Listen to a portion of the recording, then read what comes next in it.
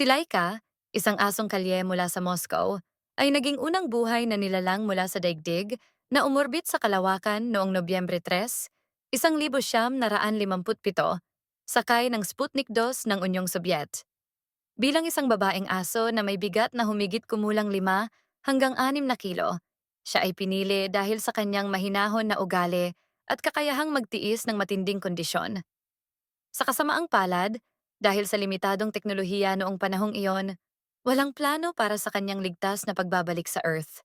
Bagamat ang orihinal na ulat ay nagsasabing siya ay namatay dahil sa kakulangan ng oxygen, makalipas ang ilang araw, noong 2002, isiniwalat na sila Ika ay namatay mula sa sobrang init at stress ilang oras lamang matapos ang paglulunsad. Alam mo ba? Bago siya pinangalan ng Laika, tinawag siyang Kudryavka, na nangangahulugang Little Curly sa Russian.